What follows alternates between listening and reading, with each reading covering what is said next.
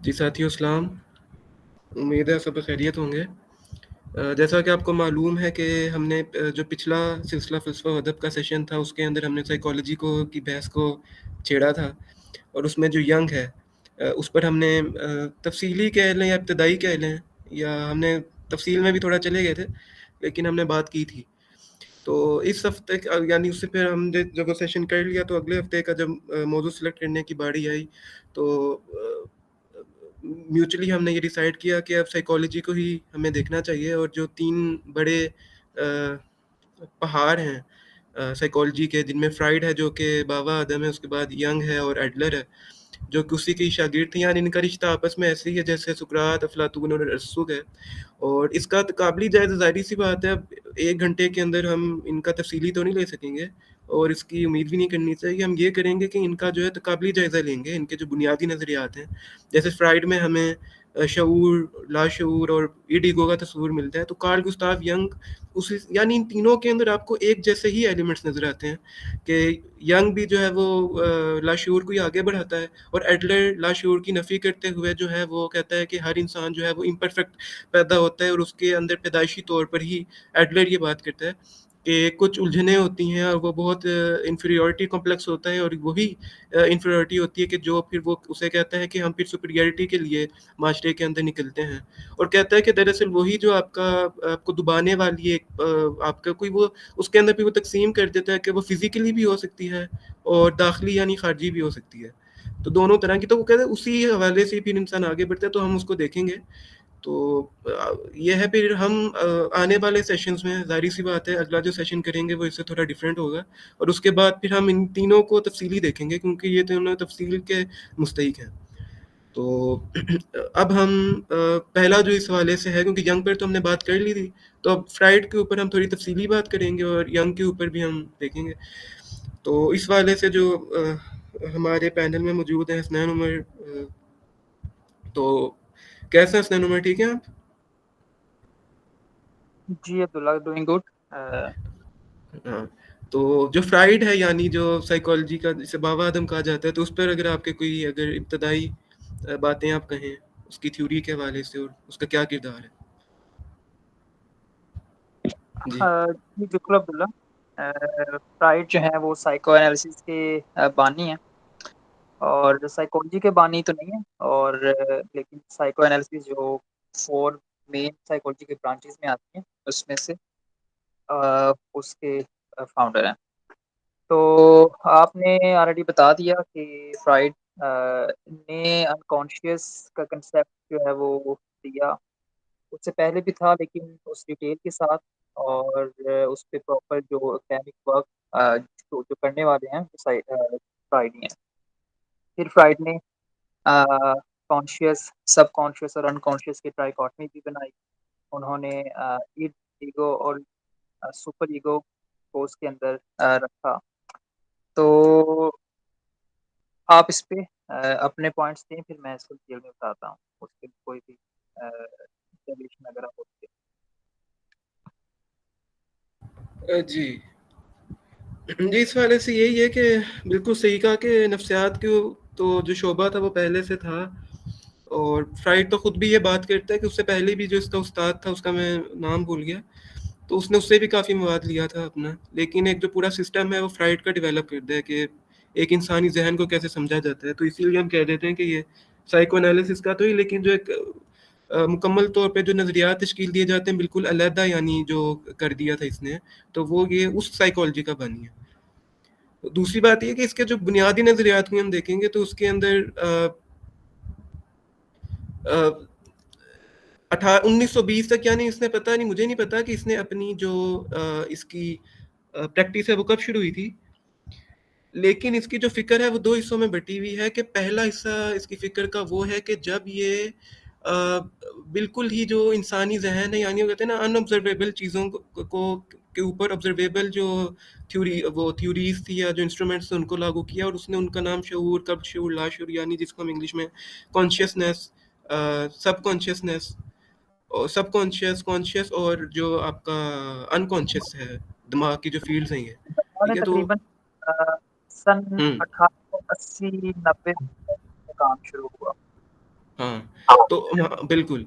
तो 1880 के बाद से जब इसने अपने किया, तो इसका जो बुनियादी नुकता था वो था ही साइको एनालिसिस, उसको भी हम देखेंगे। शुरू में अगर हमने उसको देख लिया तो वो फिर शऊर लाशऊर की उसमें बहसें आ जाती हैं। तो कहा ये रहा था कि 1920 से पहले-पहले जो इसका फ़िक्र का महवर था, या जो इस्तिलाहात इस्तेमाल करता था, बहुत सी हैं, लेकिन जो बुनियादी इस्तिलाहात थी वो शऊर, क़ब्ल शऊर और लाशऊर, जिसे अनकॉन्शियस, सबकॉन्शियस और कॉन्शियसनेस कहते हैं, तो ये इस्तिलाहात इसकी थी।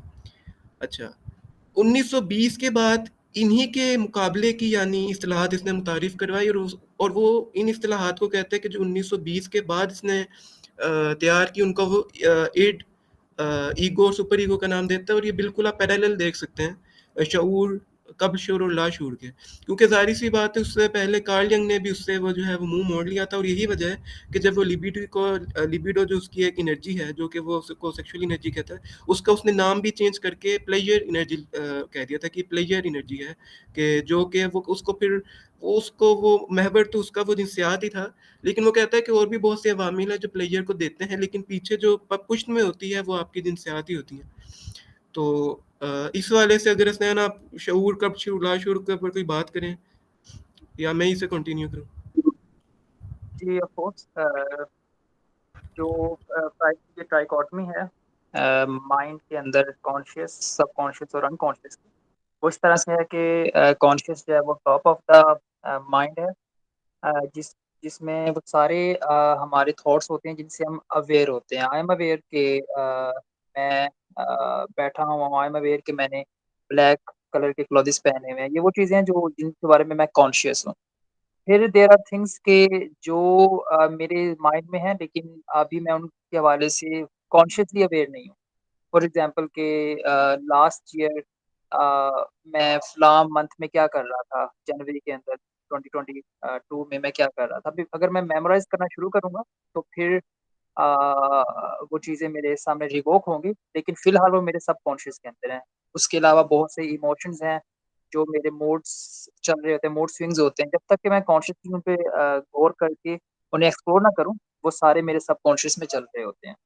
फिर इस कॉन्शियस और उसके नीचे सबकॉन्शियस, फिर उसके नीचे एक और बड़ी तह है, जो सबसे ज़्यादा अ, यानी कि एक सबसे ज़ख़ीम तह है, दैट इज़ ऑफ अनकॉन्शियस, कि जिसके बारे में मैं अवेयर ही नहीं होता।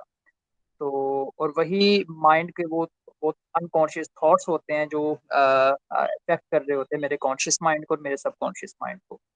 मेरे बॉडी में जितने भी बायोलॉजिकल एक्टिविटीज़ हो रही हैं, वो उनको अनकॉन्शियस माइंड कंट्रोल कर रहा है। जितने भी मेरे नर्चरिंग या इननेट जो एस्पेक्ट्स जो हैं वो इनहेरिट हुए हैं आप में या मुझ में, वो अनकॉन्शियसली वो हमारे अनकॉन्शियस के अंदर होते हैं। कि हम इवन आप सेक्स को ले लें, तो फ्रायड ने तो इस पे बहुत एम्फसाइज़ किया है। हाँ, वो लिबिडो को सिर्फ़ सेक्स के साथ नहीं, उसके अलावा भी प्लेज़र के जो दूसरे एस्पेक्ट होते हैं, उनके साथ भी अटैच करता है। लेकिन ज़्यादा उसका एम्फसाइज़ इसी पे रहा था थ्रू आउट लाइफ़। तो वो भी हम हमारे अनकॉन्शियस फैक्टर्स होते हैं, जो इसको इम्पैक्ट करते हैं। बाकी जो यही जो बेसिकली हमारे अनकॉन्शियस के अंदर कॉन्फ्लिक्ट चल रही होती है, इमोशंस की, डिज़ायर्स की। हम बहुत से इमोशंस को जो है, बहुत से डिज़ायर्स को हम रिप्रेस कर देते हैं, और बहुत कम होते हैं जिन्हें हम वो फुलफ़िल कर पाते हैं। वो है ना कि हज़ारों ख़्वाहिशें ऐसी कि हर ख़्वाहिश पे दम निकले। बहुत निकले मेरे अरमान, लेकिन फिर भी कम निकले। तो मोस्ट ऑफ द डिज़ायर जो होती हैं वो हमारी रिप्रेस हम कर रहे होते हैं, और वो रिप्रेस करने से हमारे बिहेवियर और पर्सनैलिटी में नेगेटिव चेंजेज़ आते हैं। तो ये सब कुछ भी हमारे यहाँ वो ही जो तीसरी सबसे निचली तह है अनकॉन्शियस की, उसी में ये चीज़ें चल रही होती हैं। तो बाकी जो फ्राइड था उसने चाइल्डहुड एक्सपीरियंसेस पे, बल्कि मेरे ख्याल में तीनों ने ही एम्फसाइज़ किया इस पे कि आपके जो बचपन के एक्सपीरियंसेस होते हैं, उससे आपकी आगे फर्दर ईगो और सुपर ईगो बिल्कुल। डेवलप होती है। हुँ। तो बाकी जी Abdullah please add in it. जी, अच्छा अब इसके अंदर आपने ये शऊर, लाशऊर, कब शूर का काफ़ी तफ़सीली बता दिया। अब जो इड है, अना है और फ़ोकुल अना, इसको देख लेते हैं तफ़सीली। तो इट जी, जी। जो है वो बुनियादी तौर पे आप कह लें कि वो लाशऊर के पैरेलल है, कि वो लाशऊर की तरह ही है, लेकिन वो फिर जब फ्राइड कह देता है कि ये नफ़सी जो हमारी कारकिर्दगी है उसका मुताला है, तो वो उसको मज़ीद गहरा कर देता है। उसमें फिर मज़ीद तफ़सील है, जब हम सिगमंड फ्राइड को अलग देखेंगे ना, तो तब उसको देखेंगे कि वो रिफ्लेक्सेस की बात करता है, कि ये जो इड है वो रिफ्लेक्सेस के साथ जुड़ी हुई है, कि रिफ्लेक्स वो होता है कि यानी कुछ तो ऐसे हिस्सी मुलाकात होते हैं ना, कि आप किसी चीज़ को छूते हैं, तो वो जो आपका ऑर्गेनिज़्म है, यानी जो आपका उसको हम उर्दू में कहते हैं उज़वियाती जो हरकत आपकी होती है, यानी अपने हाथ को किसी नामवार सतह पर फैलाया, तो वो आपका जो इन्फॉर्मेशन है वो दिमाग तक लेके जाएगा। लेकिन वो उसके बाद एक वर्ड इस्तेमाल करता है, वो मैं भूल रहा हूँ फ़िलहाल, तो वो कोई कांटेदार जगह है। तो वो पहले क्या करेगा, आपके वो जब इसकी अदराक करेगा, तो वो दिमाग तक पहले ये लेकर जाएगा कि ये कोई नाहमवार सतह है कि जो हमने ज़ख्मी कर रही है। लेकिन उसी के ही पैरेलल एक और सिग्नल निकलेगा दिमाग के अंदर से, कि जो उसे कहेगा कि तुमने इसके ऊपर रखे नहीं रखना हाथ, तुमने ये मुझे तो बता दिया कि ये एक नाहमवार सतह है, मुझ तक इन्फॉर्मेशन पहुँच गई, लेकिन इसको हटाना भी है। तो ये हाँ, 2 तरह के असूल फ्राइड बयान पहले करता है। हाँ, जी। तो वो बयान करते हैं, उसके अलावा एक और भी है कि जो उसे रिफ्लेक्स कहता है, कि वो ऐसे होता है कि जैसे आपकी कोई आँखों के सामने की तेज़ रोशनी लेकर है। तो वो फ़ौरन से क्या होता है, वो अदराक बाद में कर रहा होता है, लेकिन वो शुरू में ही अपनी आँखें बंद कर लेता है, यानी ये आपस में गुत्मित हो जाती हैं दोनों चीज़ें। तो ये दरअसल इड होती है, कि जो ऐसे अवामिल करती हुई ये लाशऊरी तौर पर हो रहे होते हैं। इड को इस बात से कोई भी सरोकार नहीं होता कि वो उसको ना अखलाकियात का पता होता है, ये एक अपनी कह लें कि जिनसियाती तस्कीन या आपकी जो जिबिल्लत है, ठीक है? ओहो! आप बार-बार इसमें जिनसियात को बिलख़ुसूस लेके आ रहे हैं। ये बेसिकली रिफ्लेक्स के इम्पल्सिस के अंदर सारे हमारे जितने भी अनकॉन्शियस बॉडी को जो भी स्टिमुलाई मिल रहे होते हैं, हुँ। तो उसमें फ़ौरन रिएक्ट कर रहे होते हैं।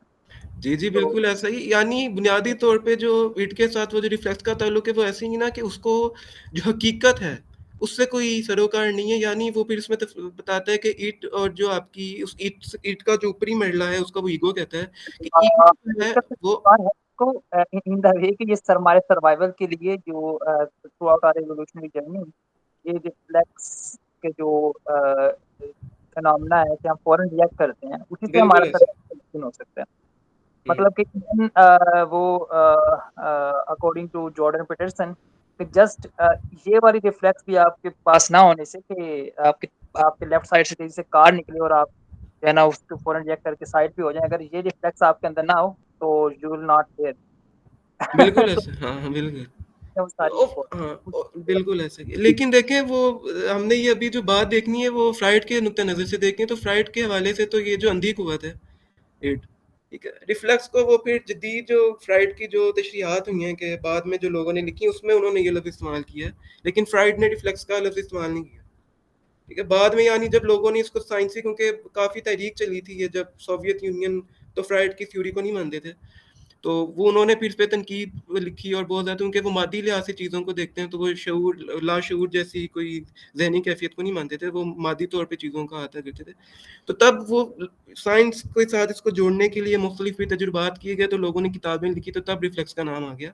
लेकिन ईट जो बुनियादी तौर पे है ना, वो आपकी कह लें कि वो रिप्रेस्ड आप उनको कह लें, या रिप्रेस्ड आप ना भी कहें, तो ये ऐसी कुव्वत है कि जो आपकी लिबिडो के साथ जुड़ी हुई है। लिबिडो फ्राइड के नज़दीक जो ताकत का चश्मा है, वो जिनसे आती है, ठीक है? वो यानी तहलील नफ्सी का जो मुताला है, वो दरअसल यही है ना, कि शऊर और लाशऊर के दरमियान जो ताल्लुक पैदा होता है, ठीक है, उसको तलाज़मात के ज़रिए, यानी तलाज़मात का मतलब ये है कि जो फ्राइड का मशहूर ज़माना प्रोसेस था, कि वो बातचीत से एक वर्ड वो आप दे देते हैं और कहते हैं कि इसे सोचो, ठीक है? तो वो जो सोचते हुए वो जो फिर वो हिप्नोटाइज़ भी कर देते हैं, लेकिन इसके खिलाफ था फ्राइड हिप्नोसिस के, इसीलिए इसने फिर इसके मद्दे मुकाबिल 2 तरह के नतीजे निकाले थे, जिसको तलाज़मी नतीजा कहते हैं और ड्रीम इंटरप्रिटेशन कहते हैं। तो ये यही है, तो उसके जो पस से पुर्जा है, यानी जो लाशऊर के अंदर वो जिनसियाती कैफ़ियत नहीं है, कि जो अपना इज़हार कर रही होती हैं, और वो रिप्रेस्ड कर दी जाती हैं।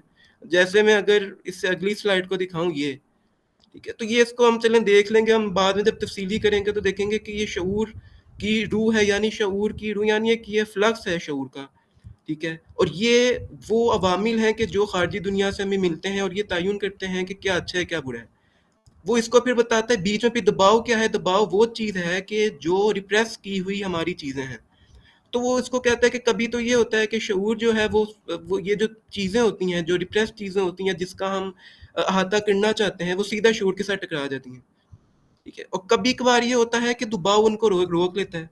और तीसरा मरला ये है कि जब आपकी इड सुपर ईगो के साथ मिलकर, ठीक है, यानी सॉरी इड ईगो के साथ मिलकर जो है वो शऊर तक पहुंच जाते हैं, क्योंकि अब इसको हमने इड को तो देख लिया कि एक सरकश ताकत है और बाकी बातें। ईगो जो है वो बुनियादी तौर पे एक मंतकी चीज़ है कि ईगो का ताल्लुक आपके जो खारजी दुनिया है उसके कित्तों के साथ है। यानी अगर किसी को भूख लग रही है, मशहूर ज़माना मिसाल है कि भूख लग रही है, तो इड सिर्फ वो जहनी तौर पर सोच सकती है, वो उसका अमली किरदार से कोई ताल्लुक नहीं है। वो उसको सिर्फ और सिर्फ तमसाल यानी उसकी रिप्रेजेंटेशन कर सकती है। लेकिन शऊर का वो सॉरी अना का ये काम है कि वो उससे रिप्रेजेंटेशन में और हकीकत में फ़र्क कर सके। ठीक है, उनके अंदर बाउंड्री ला सके कि रिप्रेजेंटेशन क्या है और हकीकत क्या है। तो वो भूख के लिए अना आगे बढ़ती है और बातचीत करती है। और जो सुपर ईगो है वो इखलाकियाती चीज़ है कि वो आपको अपने माँ बाप से विरसे में मिलती है कि वो दरअसल ईड और फोकुलना एक ही चीज़ है। ठीक है, ये दोनों एक एक्सट्रीम्स हैं, लेकिन अना वो कहता है ना कि जब साइको एनालिसिस का कोई भी पेशेंट आता है तो फ्राइड के जो इंटरप्रेटर्स हैं या जो बाद में वो प्रैक्टिस करते हैं, वो कहते हैं कि हमने अना जब मीडिएट होती है इड की तरफ भी और फोकुल अना की यानी सुपर ईगो की तरफ मीडिएशन इनकी जब होती है अना की इक्वली, तो तब जाकर जो है ये आप कह लें कि एक वेट इक्वल होता है कि जब अना की मंतक जो है वो ईड के साथ भी हो। और फोकुलना फिर वो इसके अंदर कैथेक्सिस की बात करता है कि कैथेक्सिस ईड जो है वो जी जी आप ईगो बोलें। बैलेंस रखती है दोनों के दरमियान। अच्छा, आपने पहले एक जुमला बोला, काइंडली उसे करेक्ट कर दें कि जी ईड और सुपर ईगो ये एक ही चीज़ है? बिल्कुल एक ही जी बिल्कुल एक ही चीज़ है, क्योंकि जब वो इनके दरमियान वो बताता है ना कि क्या कहते हैं कॉन्ट्रडिक्शन, ठीक है? हुँ, तो वो कभी भी ईड और फोकुल अना की कॉन्ट्रडिक्शन की बात नहीं करता। वो बुनियादी तौर पे ये कहता है कि ईड क्या है, वो सर्कश ताकत है कि जो कि आपको किसी भी तरफ लगाना चाहती है। लेकिन अना कहती है कि रिप्रेजेंटेशन को हटो वरना तुम भूख से मर जाओगे। जैसे हम कहते हैं ना कि मजजूब लोग होते हैं, ठीक है? वो कचरा खा रहे होते हैं और उनको कोई नंगे होते हैं, लेकिन वो ईड की रिप्रेजेंटेशन होती है जो उनके दिमाग में होती है और वो उसी की लू में चलते जाते हैं और जो उनकी ईगो है, तो वो उनकी तो खत्म हो चुकी होती है। तो फोकुल ईड अना कैसे इसके बरअक्स हाँ, जी हाँ, ईड कैसे सुपर ईगो के एक ही चीज़ है ये बता दीजिए। सुपर ईगो जी यानी जी फोकुल अना जो है इसके बरअक्स एक इखलाक एक जो है वो इखलाकी चीज़ है मोरालिटी की कि जब देखें ना, अब इसके अंदर कैथारसिस का भी प्रोसेस आ जाता है, उसको बाद में हम तफसीली जब बाद में करेंगे देख लेंगे। जो फोकल अना है वो दरअसल इखलाकियात की पैम्बर है ना, कि वो इखलाकियात सिखाती है। तो तो ये है ना जब भी कि देखे ना, जब आप कहते हैं कि गैरत के नाम पर कत्ल हो गया, या ये भी अंधा कर देने वाली कुव्वत है जो सुपर ईगो है। सुपर ईगो ये फ्राइड इस बात को तस्लीम करता है कि सुपर ईगो आपको अंधा भी कर सकती है और आपको मुहज़्ज़ब इंसान भी बनाती है। और ये इसके अंदर फिर वो दो चीज़ों को ले आता है, ज़मीर को ले आता है और बाकी बातें। लेकिन जो आप फोकुल ना है, हाँ जी, वो बुनियादी तौर पे वालदेन से आपको विरसे में मिलती है। और वालदेन से विरसे में जब मिलती है तो वो एक वक़्त आता है कि जब आप अपने वालदेन की उँगली पकड़ के चलते हैं। विरसे में जेनेटिकली मिलती है या थ्रू नर्चरिंग? हाँ, नर्चरिंग मिलती है, यानी जो जेनेटिक्स की तो बात नहीं करते, लेकिन कहते हैं कि जब आपको वो एक पूरी कंस्ट्रक्शन होती है आपकी उसकी शख्सियत की तब। में हाँ, आपकी नर्चरिंग भी है और आपकी अपनी कॉन्साइयसनेस का जो एस्पेक्ट होता है ज़मीर का, वो भी है। हुँ, लेकिन मैं इस हवाले से स्केप्टिक हूँ, जो आपने वो बात की कि ईग जो है, वो सुपर ईगो दोनों एक ही चीज़ है। हुँ, बेसिकली सुपर ईगो और ईग में बहुत ज़्यादा वो यानी कि पोलर आप कह लें, पोल कह सकते हैं आप हुँ, कि एक बिल्कुल। ज़ात के। लेकिन ये कहना I think that's not correct. Anyway please continue. नहीं, नहीं, देखिए मैंने इसको बयान तो कर दिया कि ये एक जैसी तो आप ना कहें, लेकिन देखें जब वो कशमकश भी इसकी बात करता है, तो वो ये ईगो कह और इड की कशमकश की बात करता है और ईगो और सुपर ईगो की हुँ, हुँ। कशमकश की बात करता है। इड और जो सुपर ईगो है, उसकी कशमकश हो ही नहीं सकती, क्योंकि वो तो अंधी चीज़ें, वो तो आपस में मिल भी गई, तो कॉन्ट्रडिक्शन तो तब ही होगी ना जब मुखालिफ चीज़ें हों। देखें फोकुलना एक हद तक देखिए कहा जा रहा है ना कि ईगो जब दो ईद भी काबिल कदर चीज़ है, फोकुलना भी, लेकिन अना की मीडिएशन लाजमी है कि दोनों को वो मीडिएशन हो ईद के अंदर भी, ये नहीं कि इमीडिएटली ईट जो भी करना चाहे करे। और बेसिकली फोकुलना यानी फिर तो वो आपकी गैरत आ जाती है फोकुलना के अंदर, या आप कहते हैं कि आपके अंदर जो एक वतन की मोहब्बत है, तो वो भी अखलाकियात ही है जो आपको पूरा एक स्ट्रक्चर, एक बहुत गुंजलक एक मैश होता है, ठीक है, वो आपके सर पर लाद दिया जाता है। तो ये अना का काम है कि वो मंतकी तौर पर चीज़ों का अता करे, इस वाले से ईट और फोकुलना को कहा गया। वरना ईट तो बिल्कुल ही देखे ना दबी हुई चीज़ है, लेकिन सुपर ईगो जो है जाहिर सी बात है उसमें मुस्बत पहलू भी है, ठीक है, मुस्बत पहलू उसमें ज़्यादा ईट से, ठीक है, लेकिन इट जो है वो जिस हवाले से फ्राइड बात कर रहा है, हमने उसको देखना है कि वो किस वाले से इसको देख रहा है। जी जी बेसिकली इड और सुपर ईगो के दरमियान जो एक वो तनाव होता है आपस में, जो एक आप कह लें डायलैक्टिकल जो क्लैश होता है, उसको यानी कि ईगो एक बैलेंस में रखती है, दैट इज़ ट्रू। अ, जो इड होती है वो रिफ्लेक्सेस होते हैं, वो जो हमारे बेसिक अ, जी अ, एनिमल लेवल के रिफ्लेक्सेस होते हैं, जो बेसिक उनको बेसिकली वो इड होते हैं। सुपर ईगो होते हैं, उसमें सिर्फ गैरत का या वो जो इमोशंस का ऐसा शामिल नहीं है, बल्कि आपकी जो भी कंसाइंटियसनेस बिल्कुल, सब के चीज़ें हैं, रेलेवेंट जितने भी जो भी चीज़ें, एक आपकी जो इंसान को वैल्यूज़ हैं, महज़ब इंसान हायर बनाती है, वो वैल्यूज़, वो तमाम चीज़ें इसमें दाखिल होती हैं। उसमें सिर्फ महज़ब भी एक चीज़ है, उसमें इनवर्डली मोरालिटी और आउटवर्डली मोरालिटी दोनों शामिल है। महज़ब जो है वो ज़रा आउटवर्ड मोरालिटी में आता है कि आप किस तरह दिखाना चाह रहे हैं या सोसाइटी के मुताबिक किस तरह से आप एक अच्छा पर्सोना आप क्रिएट हुँ, करते हैं। लेकिन उसमें इनवर्ड मोरालिटी और कंसाइंटियसनेस, इनर कंसाइंटियसनेस भी शामिल होती है। तो बिल्कुल। Anyway please continue to the हाँ। Next topic. नहीं, बिल्कुल आपने सही बात की है सुपर ईगो के हवाले से, क्योंकि वो दाखिली और खारिजी दोनों हवाले से जो आपने बात की है।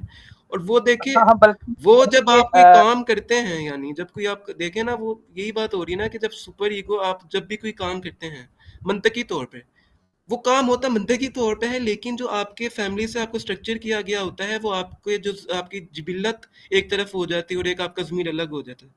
तो उनके वो देखें ना, जिबिल्लत जो है वो आपकी खारजी शय है, यानी वो जिबिल्लत का जो इजहार होता है वो खारजी अशिया के ज़रिए होता है, लेकिन ज़मीर उन खारजी अशिया के ज़रिए जो है वो आपके ज़मीर जो है वो दाखिली नौयत भी रखता है। ये वो अर्ली स्टेजेस में इसका तयन उस वक्त हो जाता है कि जब आपके वालिदैन आपको किसी बात से रोकते हैं या किसी बात की तरफ आपको खुश होते हैं वो, तो वो उसके साथ अटैच हो जाता है। तो चलिए अब हम इसके अगली स्टेज पर आते हैं। हमने फ्राइड को काफ़ी देख लिया, लेकिन ज़ाहिर सी बात है इसमें फिर वो जो तहलील नफ्सी क्या है, तो अगर इस पर आप कहें कि तहलील नफ्सी दरअसल है क्या, कि उसकी नौयत क्या है और वो क्या किस चीज़ की स्टडी करती है। जी इसको भी आप ही देख लें। एक तो इसका इंग्लिश ट्रांसलेशन तहरीर नफ्सी की मुझे बता दें, तो उसके बाद जी, इस ये पे साइको एनालिसिस। अच्छा, psychoanalysis basically as obvious from the name, जो हमारे माइंड है उससे इनवर्डली एनालाइज करना जो है वो साइको एनालिसिस की फील्ड में आता है। इसके अंदर आप जो अपने इन फॉर्म ऑफ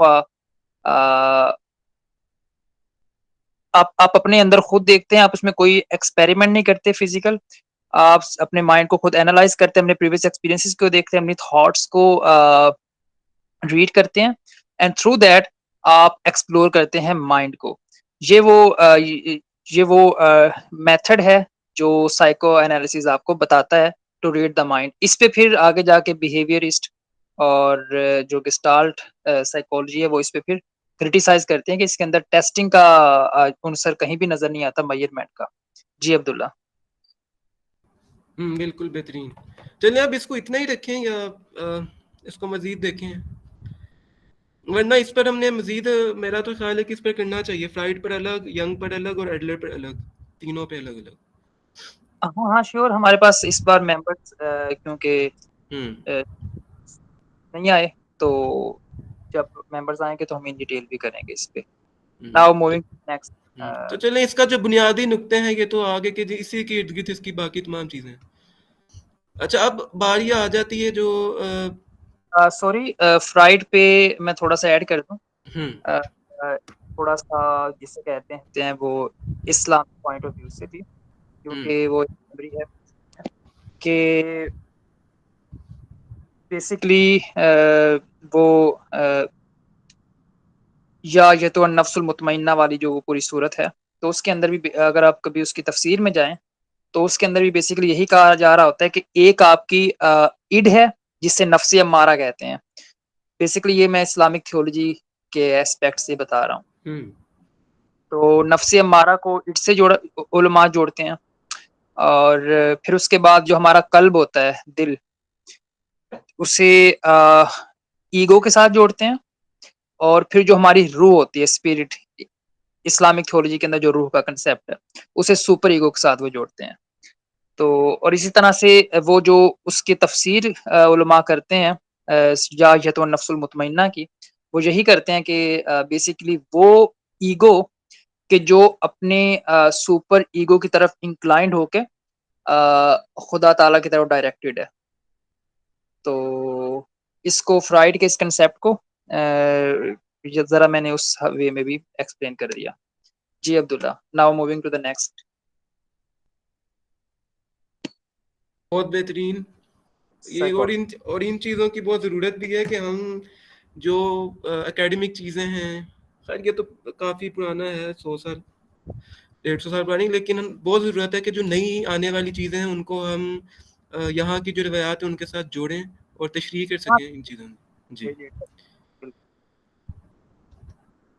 अब हम आ जाते हैं जी, जो दूसरा इसी का ही शागिर्द था, फ्राइड का ही, यंग, कार्ल गुस्ताव यंग। तो उस वाले से हसनैन उमर से मैं कहूँगा कि उस पर अगर आप बात करें, काफ़ी अहम है ये भी। जी। जी, कार्ल जंग मेरे फेवरेट साइकोलॉजिस्ट में आते हैं। हुँ, अच्छा, तो कार्ल जंग का मेरे ख्याल में पिछली बार भी मैंने काफ़ी चीज़ें बताई थी। आई एम सॉरी, उनमें से बहुत सी चीज़ें जो है ना वो रिपीट हो जाएँगी, तो मैं कोशिश करूँगा कि इसे ब्रीफली ही बताऊँ। कार्ल जंग जो थे फ्राइड से कोई अज़्यूमली अभी एग्ज़ैक्ट मेरे ज़हन में नहीं, लेकिन कोई 20-30 इयर्स का इनका एज गैप आप लगा लें।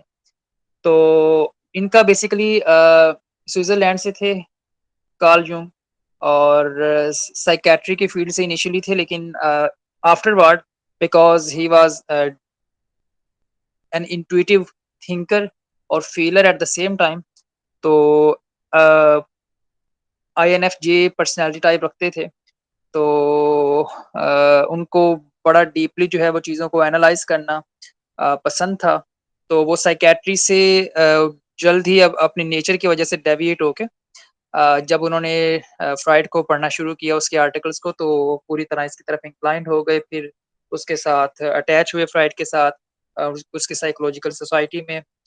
इनिशियली साइको एनालिसिस को वो सपोर्ट करते रहे, लेकिन फिर अ, उन्होंने इस पे अपना क्रिटिसिज़्म दिया कि किस तरह से जो फ्राइड हैं वो एक तो इंडिविजुअल अनकॉन्शियस पे ही इंडिविजुअल माइंड की एक्सप्लेनेशन पे फोकस करते हैं।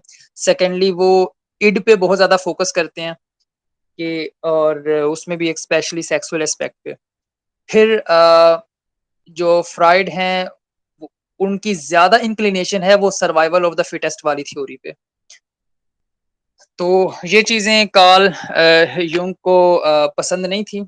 उनके मुताबिक कलेक्टिविज़्म जो था दैट वाज़ अबव द इंडिविजुअलिज़्म। वो कहते थे कि ये सर्वाइवल ऑफ फिटेस्ट वाली चीज़ें जो हैं, ये हम जब तहज़ीब या इंसानों की शक्ल में सिविलाइज़ेशंस इवॉल्व होते हैं, तो उनके अंदर फिर अ, कलेक्टिविस्ट वैल्यूज़ पैदा होना शुरू होती हैं और कलेक्टिव अनकॉन्शियस का फिर उन्होंने कांसेप्ट दिया कि इंडिविजुअली हमारे अनकॉन्शियस जो है ना वो डेवलप नहीं हो सकता। इवन आप ये देख लें कि जो जिन वर्ड्स में हम कम्युनिकेट कर रहे हैं आप या मैं, ये हमने क्रिएट नहीं किए, बल्कि ये हज़ारों साल पहले से ये कलेक्टिव अनकॉन्शियस के अंदर ये वर्ड्स और ये थॉट्स क्रिएट हुई हुई हैं जो जिनका हम अभी तबादला कर रहे हैं। हुँ, उनको आप बिल्कुल। तो individually we are nothing, collectively we are something. तो कार्ल जंग ने उसी कलेक्टिव अनकॉन्शियस पे फोकस किया। उन्होंने कहा कि अ, हमारे हज़ारों साल के जो आबा-व-अजदाद के एक्सपीरियंसेस हैं, वही हमारे अनकॉन्शियस के अंदर सेव हैं और उसी से ही वो हमारे कॉन्शियस अनकॉन्शियस जो है वो हमारे सबकॉन्शियस और कॉन्शियस को अफ़ेक्ट करता है। अच्छा फिर उन्होंने एक और बात की जहाँ पे फ्राइड ने कॉन्फ्लिक्ट की बात की कि हमारे अनकॉन्शियस के अंदर जो ईगो, सुपर ईगो और इड की कॉन्फ्लिक्ट्स होती हैं। युंग ने और हमें उन कॉन्फ्लिक्ट्स को कम करना चाहिए, अपनी इमोशंस को सप्रेस नहीं करना चाहिए। उसके मुकाबले में युंग ने एक माइंड की फुलफिलमेंट और सैटिस्फैक्शन के लिए इंडिविजुएशन का कांसेप्ट दिया हुँ, कि अपने जितने भी सेल्फ के एस्पेक्ट हैं, सबको इन अ होलनेस की वे में आप अचीव करें। आपके अंदर मतलब कि आप सिर्फ़ एक एस्पेक्ट नहीं है माइंड का आपके अंदर, या आपके अंदर सिर्फ़ एक तरह का आर्केटाइप नहीं है। आर्केटाइप पे मेरे ख़्याल में पिछली बार भी हमने बात की थी। तो हुँ। यू आपके अंदर डज़न्स ऑफ आर्केटाइप्स छुपे होते हैं। आपने उन सब का एक बैलेंस रखना है। इन द सेम वे आपके अंदर एनिमा भी है, एनिमस भी है आपके अंदर, यानी कि फेमिनिटी भी है और मैस्कुलिनिटी भी है। उसको एक बैलेंस में रखना है। जी, ये इसकी जो ये है ना एनिमस इसको थोड़ा देख लेते हैं कि फ़ेमिनिटी वगैरह का जो है मैं कॉन्सेप्ट है, उसको क्योंकि ये फ्राइड से मुताबिकत रखता हुआ नज़र आता है, थोड़ा बहुत। ठीक है, थोड़ा-सा टाइम दें।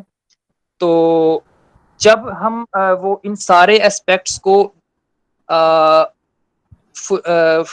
फुलफिल करते हैं, तो फिर एक होलनेस कायम होती है, और उस होलनेस को जो है इंडिविजुएशन का नाम देता है यूंग। और इस पे एक आपको एक्सपीरियंस लाइफ का चाहिए होता है, लाइफ के डिफरेंट न्यू एक्सपीरियंसेस आपको करने होते हैं, तो जाके ये इंडिविजुएशन का जो फेज है वो आपका कंप्लीट होता है। इसी तरह से एनिमा और एनिमस के साथ पर्सोना और सेल्फ का कांसेप्ट भी है, पिछली बार हमने उस पे भी बात की थी। जी अब्दुल्ला, आप इस पे बताइएगा, लेकिन मैं उससे पहले ज़रा एक और चीज़ बता दूँ कि यूंग जो थे उनका ज़रा इंट्यूटिव मिस्टिसिज्म की तरफ बहुत ज़्यादा इंक्लिनेशन थी। अ, हुँ, और वो उस तरह से फ्राइड का जो फ्राइड थोड़े से जो बायोलॉजिस्ट और जो एवोल्यूशनिज्म की तरफ उनका फोकस था, या टेंडेंसी थी। यूंग जो थे वो ऑल्दो साइंस के बैकग्राउंड से थे, लेकिन उनका मिस्टिसिज्म की तरफ और ईस्टर्न मिस्टिसिज्म की तरफ और इंट्यूटिव कॉन्सेप्ट्स की तरफ ज़्यादा उनकी इंक्लिनेशन थी, थ्रू फ्रॉम हिज नेचर, यानी कि बचपन से ही वो ऐसे थे। जी अब्दुल्ला। जी, बहुत बेहतरीन। जी, इसमें अहम बात ये है कि फ्राइड के बाद दोनों जो इसके शागिर्द थे आपस में उस्ताद-शागिर्द का रिश्ता है। ख़ास तौर पे अभी हम यंग की बात कर रहे हैं और एडलर की भी। इनको ना समझना मुश्किल भी है क्योंकि जैसे हम किसी चीज़ का कोई होता है ना सेंटर पॉइंट, उससे समझते-समझते जो एक अम्ब्रेला बनती है, ठीक है? वो जाले की तरह पकड़ी है। लेकिन ये 2 जो साइकोलॉजिस्ट हैं इनकी कोई भी आप कह लें कि वो जो होता नहीं है सेंटर पॉइंट नहीं है, जैसे फ्राइड के अंदर मिलता है कि उनको उसका साइको एनालिसिस की उसी से ही तमाम चीज़ें निकलती हैं, इनका यूँ नहीं है। हत्ता कि यंग खुद ही इस बात की इकरार भी करता है कि मैंने जो लाशऊर का कॉन्सेप्ट है वो सीधा फ्राइड से लिया है। वो कहता है कि पता नहीं मेरी ये जो थ्योरी है ये लाशऊर की स्टडी करने के कामिल तौर पर यानी मुकम्मल तौर पर काम आ भी सकती है कि नहीं। वो इसका बिल्कुल भी इकरार नहीं करता और यही यार एडलर का भी है। लेकिन एडलर जो है इस हवाले से काफ़ी अहमियत का हामिल हो जाता है क्योंकि वो मादियत की तरफ चला जाता है और वो समाजी अमल को बीच में लेकर आ जाता है। हुँ, हुँ। लेकिन बुनियादी तौर पे बात ये है कि फ्राइड के अंदर ही अंग के अनासिर मौजूद थे कि फ्राइड जब लाशऊर की बात करता था, तो लाशऊर देखें बिल्कुल एक सूफियाना किस्म की चीज़ है। ठीक है? एक ब मतलब कि वो फ्राइड उसको उसका इज़हार भी करता था लेकिन महदूद अंदाज़ में कि जब आप कह रहे हैं कि एक छुपी हुई चीज़ है, तो आप उसको बुनियादी तौर पे रूह कह दें या नफ्स कह दें। ठीक है? क्योंकि फ्राइड ने जो लफ़्ज़ इस्तेमाल किए हैं ना, वो लफ़्ज़ इस्तेमाल किए हैं साइंटिफ़िक। यानी कहा जाता है कि फ्राइड ने जो-जो मामलात जो-जो इस्तिलाहात लगा दी मुख्तलिफ़ चीज़ों के साथ, वही अब तक चली आ रही हैं। बहुत ज़्यादा जो है वो ग्रीक से भी मुतासिर था, जैसे उसका ऑडिपस कॉम्प्लेक्स था, वो हमने नहीं देखा, इलेक्ट्रा कॉम्प्लेक्स था, वो भी नहीं देखा। तो ऑडिपस कॉम्प्लेक्स मेरे ख्याल में जी। में फ्रॉम द चाइल्डहुड होता ही है, क्योंकि हुँ, जब हम अपने जो हमारा मतलब के फादर होते हैं, उनके साथ हम एक जेलसी का रिलेशन रखते हैं व्हेन जब हम मतलब कि हमारे रिलेशन के दरमियान मदर आ जाती है। बिल्कुल। तो ये मेरे ख्याल है मोस्ट ऑफ द पीपल जो हैं वो इससे गुज़रते हैं। ऑल्दो अभी आप एडलर की बात करेंगे तो एडलर ने इसे डिनाई किया था, ऑडिपस कॉम्प्लेक्स हो गया था कि मुझे नहीं हुआ। लेकिन एक जनरल हुँ। एस्पेक्ट यही है कि ऑडिपस कॉम्प्लेक्स होता है। बिल्कुल ही ऐसा ही है। और बाकी ये जो आपने ओडिपस कॉम्प्लेक्स की बात की ना कि इसी के ज़रिए ही बच्चा जो है ना वो दूसरे किस्म की जो जेंडर्स हैं या जो दूसरे किस्म के सेक्सेस रखने वाले लोग हैं, उनका फ़हम हासिल करता है। ऑपोजिट यही जेंडर उसके अंदर जो है एस्पेक्ट हुँ, डेवलप होता है। मेल के बिल्कुल। अंदर एनिमा का एस्पेक्ट डेवलप होता है। हाँ, तो बिल्कुल। हाँ, मैं वही कह रहा हूँ कि ओडिपस कॉम्प्लेक्स में जो हमें फ्राइड के अंदर कशमकश नज़र आती है ना, वही हमें एनिमस और एनीमा के अंदर नज़र आती है कि एनीमा बुनियादी तौर पे फ़ेमिनिन साइड है ना मैन ऑफ की। कोर्स ऑफ कोर्स हाँ, और एनिमल्स जिसका उल्टा है कि वो मर्दाना साइड है एक औरत की। ठीक है? तो यहीं से यंग बात करता है कि यहीं से ही आपका जो अपोज़िट जेंडर्स हैं, उनका आपको मौका मिलता है कि आप उन्हें देखें और ये शुरू से ही डेवलप होती है कि हमें कुछ लोग मिलते हैं कि उनकी अलग कैफ़ियत होती है, उनमें थोड़ा नज़ाकतपन होता है और कुछ होते हैं कि जो उनके अंदर ताकत का जो अंसर है, वो ज़्यादा होता है और यही फिर वो उसकी स्टडी ख्वाबों की जब स्टडी करता है और बाकी जो जिनसियात की स्टडी उनके अंदर लेकर आता है, तो ये अवामिल काफ़ी हद तक और देखिए आप जैसे एक बहुत मशहूर मकूला है नोस्टिस्ट का, वो कहते हैं एज़ अबव सो बिलो। हालाँकि काफ़ी जो है वो कह लें कि कंट्रोवर्शियल भी है। तो एज़ अबव सो बिलो का बुनियादी नुक्ता आप इसको मैस्कुलिनिटी और फेमिनिटी से के साथ भी जो है वो मिला सकते हैं, यानी मर्दाना और ज़नाना के हिसाब से भी। कि जब देखिए ना यंग के जैसे आपने बात की कि वो कुल्ली तौर पर चीज़ों को देखता था, तो कुल्लियत के अंदर तमाम चीज़ें आ जाती हैं, ठीक है? जैसे कहा जाता है ना कि जो मल्टीप्लिसिटी है, इदरीस रज़ा साहब के आप मज़मून अगर पढ़ें तो वो कहते हैं कि ये आँखों का भैंगापन है, कि ये भैंगापन है कि जो आपको नज़र आता है आँखों का, हत्ता कि ये पूरी एक यूनिटी के अंदर चीज़ें हैं और जैसे एक और भी बहुत मशहूर मकूला है कि एवरीथिंग इज़ मेंटल। ये हर्मेंटिसिज़्म का था और इसी की ही तशरीह जो है वो हेगल करता है rational is real and real is rational. और जदीद अहद में मकतब फ़िक्र है वो मैथमेटिक्स को हर चीज़ का सिर चश्मा करार देता है, तो वो भी ये बात कर रहे हैं। उनका बड़ा फेमस स्लोगन है माइंड हुँ, ओवर मैटर। हाँ जी, वही। तो देखें ये एक ही इज़हार है तमाम चीज़ों का, कुल्ली तौर पे हमें एनिमस और एनीमा की जो कशमकश है, वो हम कदीम मकातिब के साथ जोड़ सकते हैं। तो चलिए इस पर भी हमारा तारुफ़ी बयान हो गया, अब एडलेट की तरफ आते हैं, तो अगर एडलेट पर आप बात अगर करना चाहें, वरना फिर ने मैं जो अ, जी, कुछ चीज़ें यूँ कि आई थिंक रह ना जाएँ। हुँ, देख लें आप टाइप्स पे अगर पिछली बार कोई पॉइंट जो है ना वो मिस हो गया हो तो वो उस पे बात कर लेते हैं। हुँ। जी, आर्केटाइप्स पर तो बात हो गई थी, बस यही एक वो कॉन्ट्रडिक्शन आ गई थी कि यूनिवर्सल्स की तरफ और वो, तो वो भी हल हो चुकी थी शायद, कि वो यूनिवर्सल्स होते हैं कि नहीं। अ, लेकिन ज़ाहिर-सी जी, यूनिवर्स ही यूनिवर्सल से मुराद ये है कि वो कलेक्टिव अनकॉन्शियस के अंदर ही बनते हैं, कोई इंडिविजुअल उसे डिसाइड नहीं करता। जी, बिल्कुल। नहीं, वो तो बिल्कुल सही बात है, एक इंसान देखें उसको फैला भी तो नहीं ना सकता। अगर देखें यहाँ पर मैं कोई आर्केटाइप बना लूँ, तो तब तक असरअंदाज़ नहीं हो सकता कि इसके अंदर फिर डिफरेंशिएशन हो जाती है ना, जो कलेक्टिव अनकॉन्शियस भी है और कलेक्टिव कॉन्शियस भी है।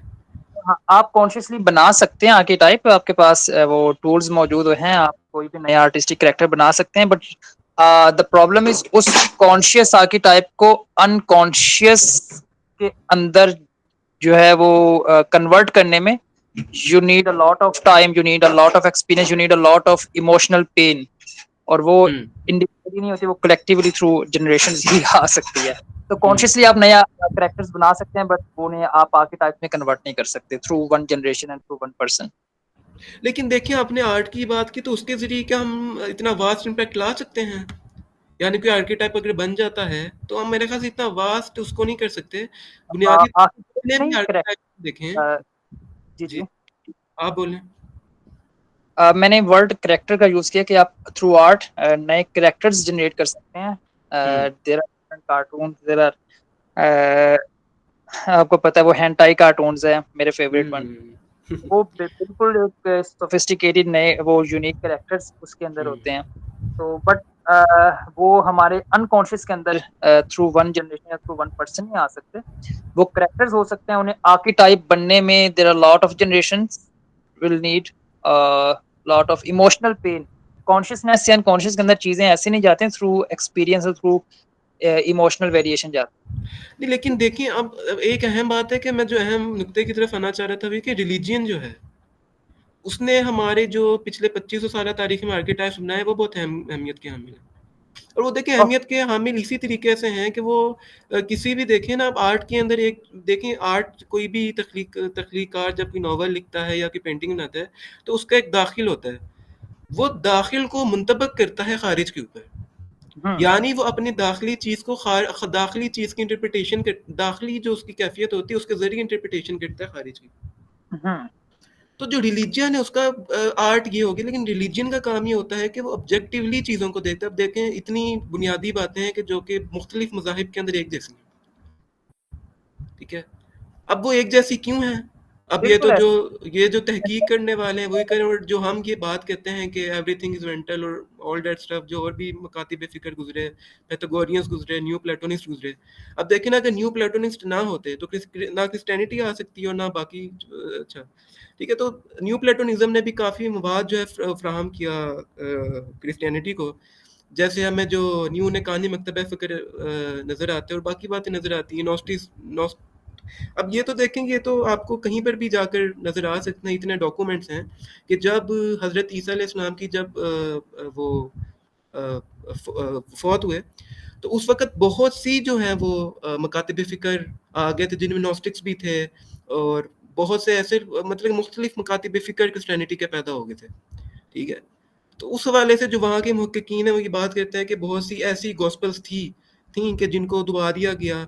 जैसे 1948 के 49 के अंदर हमें पूरा एक लाइब्रेरी मिलती है नॉस्टिक्स की, ठीक है। वो हमें पूरी लाइब्रेरी नॉस्टिक्स की मिलती है कि जहाँ पर वो बातचीत करते थे। तो यही बात है कि बहुत ज़्यादा हमें सिमिलरिटीज़ नज़र आती हैं। खैर चलें, इस पर बात हो गई तफसीली। जी, जी। All right. हाँ। आपका इस पे अगर आप बात नहीं करना चाहते या उनकी वेरिएशन पे, तो now we can move to Adler. जी, तो एडलर पर अगर आप कोई बात करना चाहें, वरना मैं ही फिर शुरू कर देता हूँ। अच्छा आपने तो नहीं, तफसील। एक इसकी है अहम बात रह गई है कि ये एक बहुत अहम चार्ट है। अगर आप इसको देखें ना, मैं ज़रा इसको थोड़ा जूम करता हूँ, ये शुक्र है मुझे याद आ गया। जी, इसको ये देखें। अच्छा, अब ये सही नज़र आ रहा है? हाँ, सही नज़र आ रहा है। जी। जी, चलें अब इसको हम ज़रा देखते हैं कि ये जो है वो मुख्तलिफ ये जो पूरी डायग्राम है, ये मुख्तलिफ तहों को जो है वो उनका अहाता करती है। देखें, यहाँ पे जो अलिफ ऊपर लिखा हुआ है, ज़रा मैं दूसरी तरफ चला जाता हूँ, ये देखें। अ, ये देखें, ये अलिफ लिखा हुआ है। ये क्या है? ये फर्द है एक। और होते होते ये फिर सबसे निचली सतहों से होती है, ये जो आखिरी हिस्सा है जिसको ये सौद कहा गया है, ये बुनियादी तौर पर हमारी कलेक्टिव अनकॉन्शियसनेस है, कि ये बुनियादी तौर पे हमारी अमूमी ज़िंदगी है।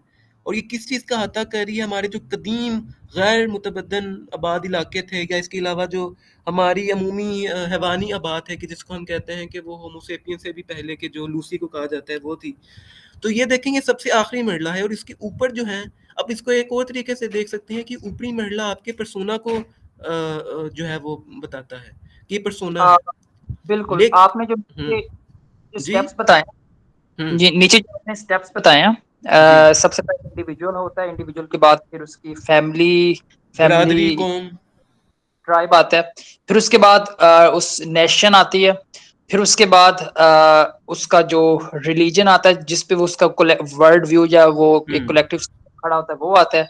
और फिर उसके बाद जाके मल्टीपल वर्ल्ड व्यूज का एक पूरा, यानी कि global internationalistic world view at the end आता है। फिर उसके बाद जाके इवन कॉस्मिक वर्ल्ड व्यू भी हुँ, आता है। दैट्स हाउ आपकी थॉट्स या आपकी जो वैल्यू सिस्टम है, वर्ल्ड व्यू है, वो इम्प्रूव होता है। बिल्कुल ऐसे ही। और इस वाले से ना, यंग ने उसकी पता नहीं एक किताब है, मैं उसका नाम भूल गया, उसमें उसने अपने एक जो ख्वाब है उसका भी ज़िक्र किया इस वाले से। क्योंकि यंग के नज़दीक भी ख्वाबों की भी मुख्तलिफ इकसाम हैं, और वो कहता है कि ख्वाब आपको जो है वो उसके अंदर उसने अपने मरीज़ों के नाम भी काफ़ी लिखे हैं, कि उनकी तजुर्बात शेयर किए हैं कि वो प्रेडिक्शंस हो रही होती हैं। अब ये देखें, जो प्रेडिक्शंस का मामला है, ये भी अपने अंदर एक सूफियाना अमल है। एग्जैक्ट और इसलिए हुँ, मैंने बताया कि उसका स्पिरिचुअलिटी, इस मिस्टिसिज्म की तरफ जो है वो यूंग का बहुत ज़्यादा रुझान आपको मिलता है। He was not too much into the scientistic aspect domain. तो हुँ, वो ड्रीम जो है वो कहता है कि वो प्रेडिक्ट करते हैं हमारे फ्यूचर को, या एट लीस्ट हमारे फ्यूचर के बिहेवियर को, जो हम अपने एंड पे हमारा जो बिहेवियर फ्यूचर के हवाले से होता है। फ्यूचर में जो बिल्कुल। चीज़ें और करते यही हैं। जो आंसर है ना, ये एडलर में भी है।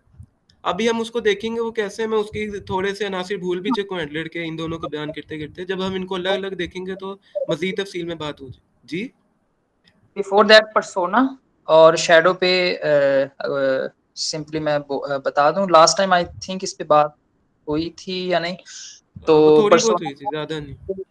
आपके पर्सनैलिटी का वो एस्पेक्ट होता है जो आप दूसरों को दिखाते हैं, और फिर इवन ये भी चेंज होता है पर्सन टू पर्सन। आपका किसी शख्स के साथ या किसी ग्रुप के साथ जो रिलेशन है, आपका अपने क्लास फेलो के साथ और हुँ, पर्सोना होगा, अपने प्रोफेशन के अंदर आपका क्लाइंट्स के साथ और पर्सोना होगा, फैमिली के अंदर और होगा। तो इट डिपेंड्स। और बल्कि एक साइकोलॉजी का वो फैक्ट आपको बता दूं कि आप इस तरह से बिहेव करते हो दूसरे के साथ कि जिस तरह से आप अनकॉन्शियसली परसीव कर रहे होते हैं कि मुझे एक्सपेक्ट करेगा कि इस तरह से हुँ, मैं बिहेव। तो ये उसी पर्सोना की साइकोलॉजी के अंदर आ जाता है। दूसरी चीज़ एंड हमारे यहाँ ये एक्चुअली जो देहाती लोग होते हैं, ये रूरल एरियाज़ के लोग होते हैं, वो इस चीज़ को बड़ा नेगेटिव वे में लेते हैं, जिनकी अभी तक जो वैल्यूज़ होती हैं वो ट्राइबलिज़्म या नेशनलिज़्म से बियॉन्ड नहीं गई होती। तो वो इस चीज़ को बड़ा नेगेटिव लेते हैं कि यार लोग अपने वो चेहरे बदलते हैं, पर्सोना बदल रहे हैं। Actually that is a, a part of our hmm, personality, और ये ज़रूरी है ह्यूमन्स का आपस में कम्युनिकेट करने के लिए भी, और एक बैलेंस्ड सोसाइटी के लिए भी। उसके मुकाबले में एक शैडो है, वो एस्पेक्ट, उसपे आप बुरे होने की कदर नहीं लगा सकते। मतलब इट इज़ नॉट नेसेसरी कि वो शैडो आपका बुरा एस्पेक्ट हो, लेकिन वो एस्पेक्ट होता है जो मुआशरा जिसे नेगेटिवली परसीव करता है, और जो आप दूसरों को, या तो आपकी वो वीकनेस होती है जो, या मुआशरे की नज़र में वो बुराई होती है, या वियर्डनेस होती है, तो वो आप दूसरों को दिखाना नहीं चाहते। जब किसी के सामने आपका शैडो ओपन होता है, तो फिर उससे कॉन्फ्लिक्ट पैदा होती है। आप यानी कि even that is the thing कि जिससे आपके रिलेशंस खराब होते हैं। तो हुँ, पर्सोना और शैडो जो है ये 2 एस्पेक्ट होते हैं पर्सनैलिटी के। आपको अपने पर्सोना को भी इम्प्रूव करना होता है, और अपनी शैडो से ज़्यादा खुद कॉन्शियसली अवेयर होना होता है। हुँ, चलें बिल्कुल। एनीवे अब्दुल्ला, वो now move to the Adler. तो सिंपल मैं इतना बात करके फिर आप पे छोड़ दूँगा हुँ, कि एडलर भी यूंग की तरह फ्राइड के इन्फ्लुएंस्ड पर्सनैलिटी में से हैं, जिन्होंने फ्राइड से इन्फ्लुएंस होके साइकियाट्री से और डॉक्टरेट से साइकोलॉजी की तरफ कदम रखा। एडलर जो हैं, मैं बेसिकली मेरे एक बड़े क्लोज़र फ्रेंड हैं, तो मैं थोड़ा-सा उनसे रिलेट करता होता हूँ कि उनको भी इन्फीरियरिटी कॉम्प्लेक्स है। तो एडलर का भी अगर उनकी थोड़ी-सी आप बायोग्राफी देखेंगे तो छोटे कद के थे, और इन इन हिज़ अर्ली एजुकेशनल पीरियड वो कोई ज़्यादा अ, अच्छे स्कोर नहीं ले पाते थे। तो उस वजह से उन्हें एक इन्फीरियरिटी कॉम्प्लेक्स का सामना था। और वो चीज़ आगे जाके नज़र आती है कि वो फिर उसपे ही अपनी वो साइकोलॉजी के कांसेप्ट्स देते हैं, और इंडिविडुअलिटी पे बात करते हैं कि आपकी जो भी इंडिविजुअल पर्सनैलिटी होती है, आपको उसी के साथ गो थ्रू होना चाहिए। दूसरा वो, जी अब्दुल्ला, एनीवे आप कंटिन्यू करें इसको। बिल्कुल, देखिए हम जो कहते हैं ना एडलर की नफ्सियात को, तो इसका तो नफ्सियात का जो बुनियादी अंसर है वो यही है ही, इनफरादी शख्स, और इसको तो हम कहते इंडिविजुअल भी इंडिविजुअल साइकोलॉजी के नाम से जानते हैं। एडलर के आते-आते बुनियादी तौर पर बात ये होगी थी कि 2 तरह के ग्रोह बन गए थे। एक ग्रोह वो था कि जो ये बात करता था कि एक तसर्रुफ़ वाला और एक मुसर्रिफ़ वाला। अब चलें ये उर्दू के वर्ड्स हैं, लेकिन एक जी ग्रोह ऐसा, जी, एक आप ग्रोह कह रहे हैं। ऐसा था, जी, जी? जो जो फ्राइड है, जो फ्राइड की साइकोलॉजी है वो साइको एनालिसिस है। और जो योंग का जिसके लिए आप तसव्वुफ़ का वर्ड यूज़ कर रहे हैं, उसके लिए आप वो नहीं, योंग नहीं, के से अगर कर रहे हैं, तो आप उसके लिए साइको एनालिटिक्स का वर्ड यूज़ कर लें। नहीं, मैंने तसर्रुफ़ और मुसर्रफ़ कहा है।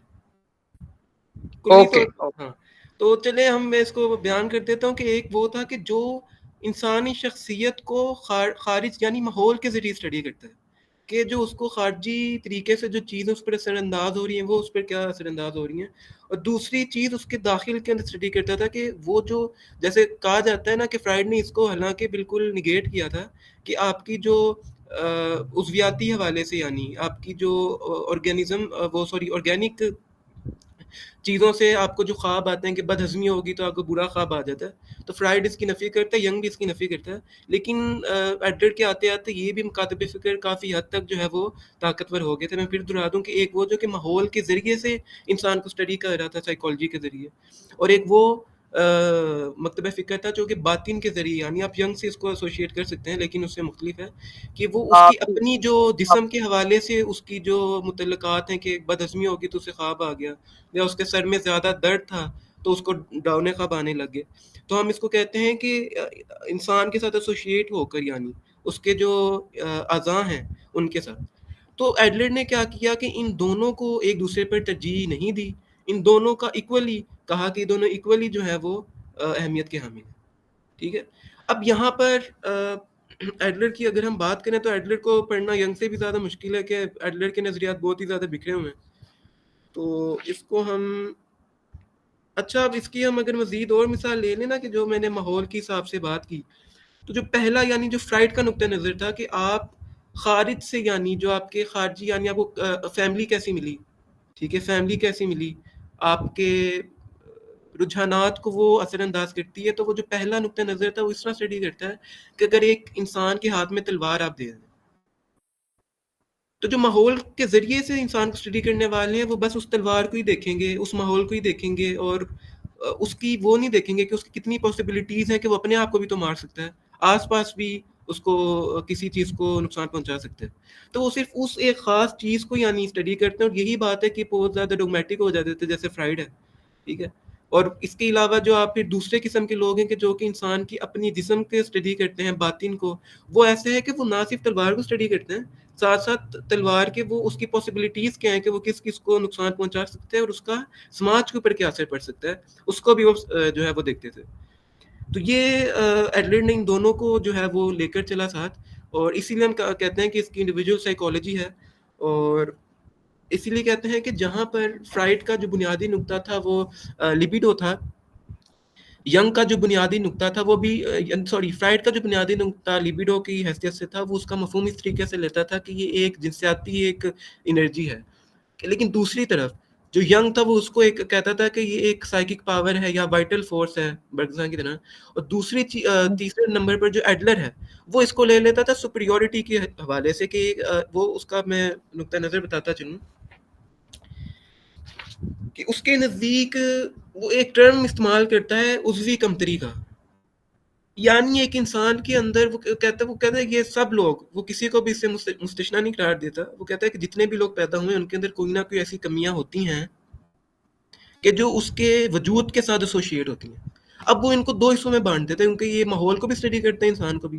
तो 2 हिस्सों में जब बाँट देता है, तो वो ये जो उज़वी कमतरी है, वो इसके अपने बातिन के साथ, अपने जिस्म के साथ है कि उसका कोई टाँग का मसला है या उसकी आँखों का मसला है या बाकी बातें हैं उसकी जैसे आपने बात की उसके जो साइज़ का मसला है यानी वो शॉर्ट है, टॉल है, बाकी बातें रंग का बाकी।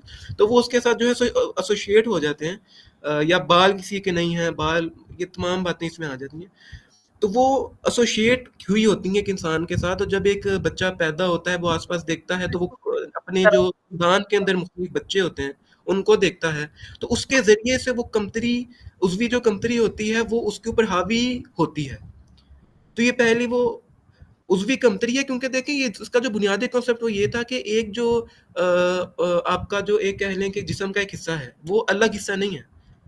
ये तमाम जिस्म के हिस्से एक मकसद की तरफ आते हैं। वो मकसद क्या है? वो मकसद आपकी उज़वी कमतरी ही पूरा करती है यानी वो जो एक तरफ आपकी कमतरी थी, वो ही आपका फ्यूल बन जाती है।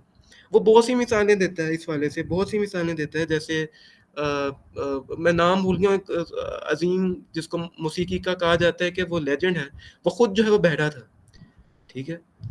लेकिन वो उसने उसे कोई अपनी ताकत बनाया और आगे गया, उस हवाले से उज़वी कमतरी की बात करता है और वो फिर उज़वी कमतरी के अंदर मज़ीद बातें ले आता है कि वो एक उज़वी ज़ुबान होती है। उज़वी ज़ुबान से मुराद ये है कि जो अज़ा आपका अफ़ेक्टेड है, आपका दिमाग अफ़ेक्टेड है, आपका हाथ, तो उसके ऊपर तमाम जितनी भी आप कह लें कि मामलात हैं, ख़ारजी दुनिया के, वो उस पर आकर अटैक करते हैं सबसे पहले।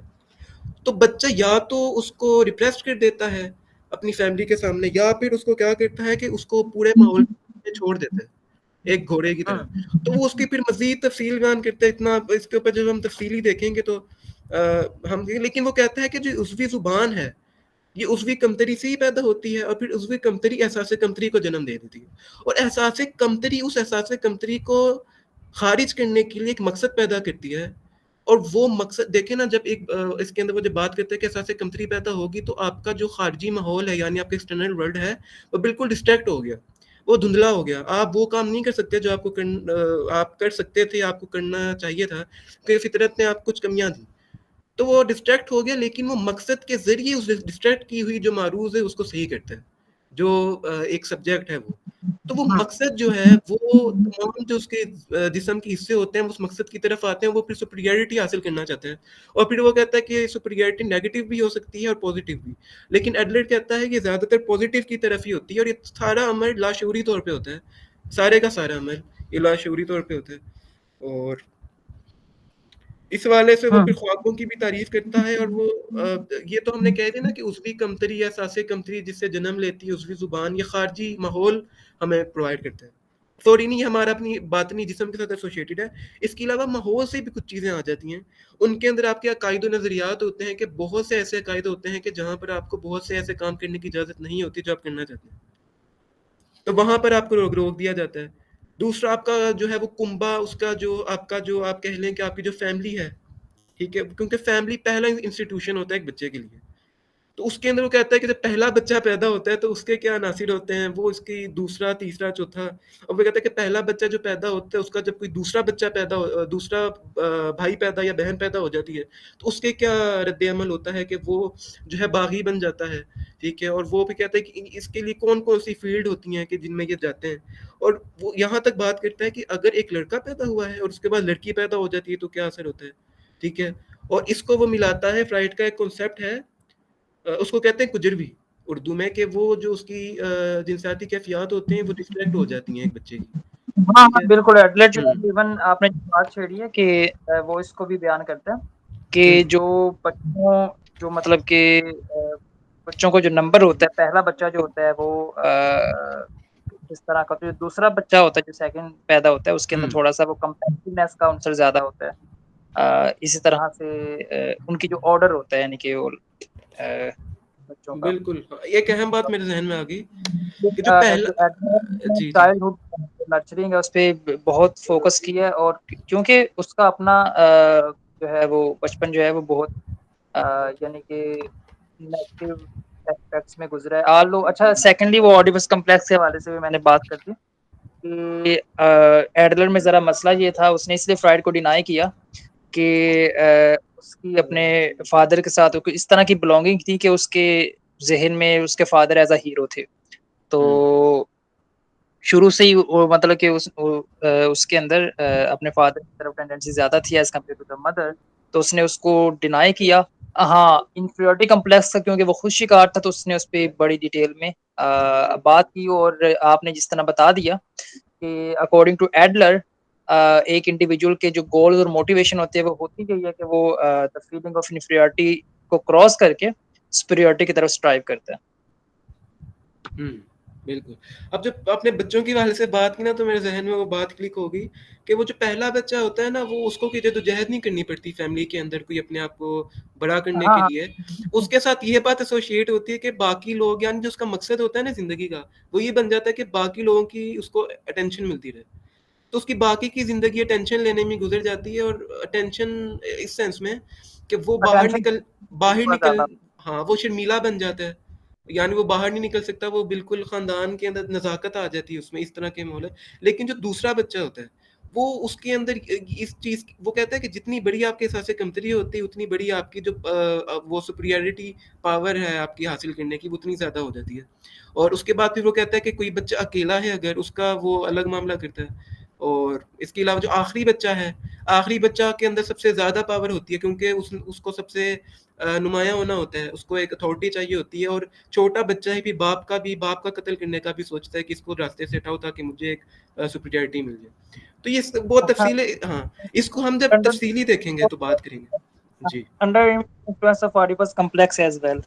हाँ बिल्कुल, देखो मैंने वही कहा ना कि इसका हम जब गहराई से देखेंगे तो इनमें काफ़ी ज़्यादा जो है ना एक जैसी चीज़ है।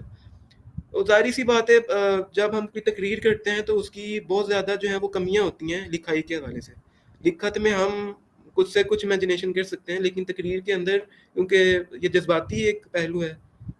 तो अच्छा, इस हवाले से उसके बाद वो फिर जो एडलर है, वो जो एक जो आपका नफ्स है, यानी ये भी नफ्स की ही इस्तेलाह इस्तेमाल करता है। जैसे हमने कहा था कि यंग जो है इसीलिए मुश्किल है क्योंकि वो कदीम इस्तिलाहात को जदीद मफ़हूम में इस्तेमाल करता है।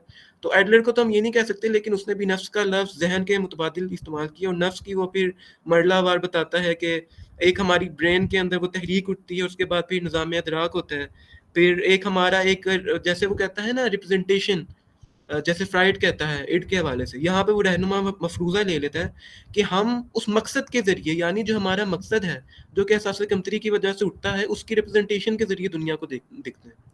लेकिन वो कहता है कि आम इंसानों के लिए तो बिल्कुल ठीक है, लेकिन जो न्यूरोटिस्ट शायद ये इस्तेलाह है, उस जो इसके शिकार लोग होते हैं उनके लिए ये काफ़ी बुरा इस्तेमाल होता है, क्योंकि वो फिर उसी में उलझ के रह जाते हैं।